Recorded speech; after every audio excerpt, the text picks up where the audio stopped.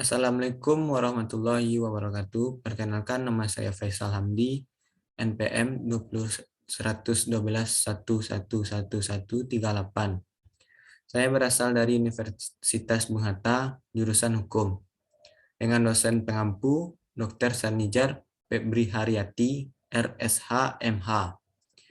Di sini saya akan mempresentasikan tugas pertama Hukum Administrasi Negara 3A.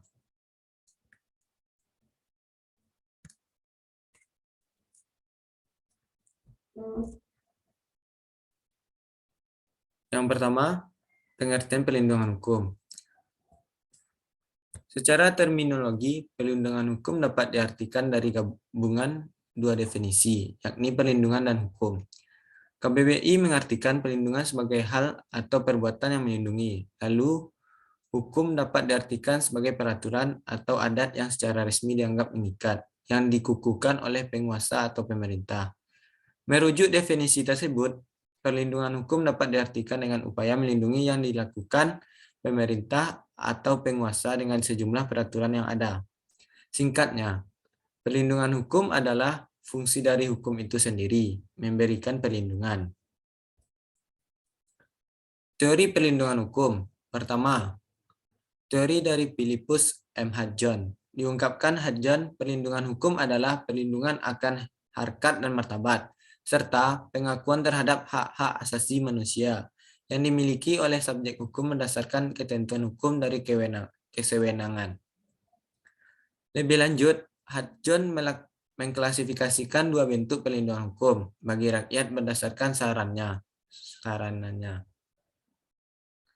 yakni perlindungan preventif dan referensif. Arti perlindungan preventif adalah rakyat diberikan kesempatan untuk mengajukan pendapatnya sebelum keputusan pemerintah mendapat bentuk yang definitif untuk mencegah terjadinya sengketa.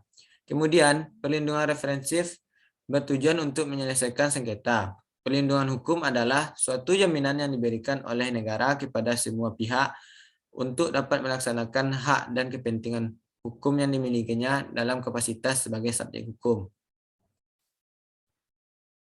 Perlindungan hukum represif. Perlindungan hukum represif merupakan bentuk perlindungan yang lebih diajukan dalam penyelesaiannya sengketa. Simanjuntak merumuskan 4 unsur perlindungan hukum. Jika unsur berikut terpenuhi, barulah upaya perlindungan dapat dikatakan sebagai perlindungan hukum. Yang pertama, adanya perlindungan dari pemerintah terhadap warganya. Yang kedua, jaminan kepastian hukum. Yang ketiga, berkaitan dengan hak-hak warga negaranya. Yang keempat, adanya sanksi hukuman bagi pihak yang melanggarnya.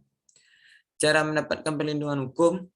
Siapa yang berhak mendapatkan perlindungan hukum? Semua orang sebagaimana dinyatakan pasal 28D ayat 1 Undang-Undang 1945, bahwa setiap orang berhak diakui serta mendapatkan jaminan perlindungan hukum yang sama di mata hukum. Untuk mendapatkan perlindungan hukum, seseorang dapat melaporkan segala bentuk tindak pidana atau perbuatan yang merugikan kepada polisi, aparat kepolisian berwenang, dan bertugas untuk melindungi warga negara.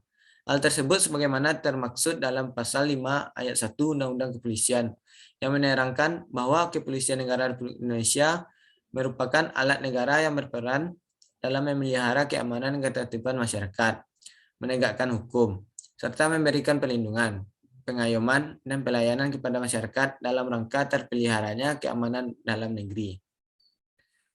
Baiklah, hanya itu saja presentasi saya saat ini. Semoga bermanfaat buat kita semua.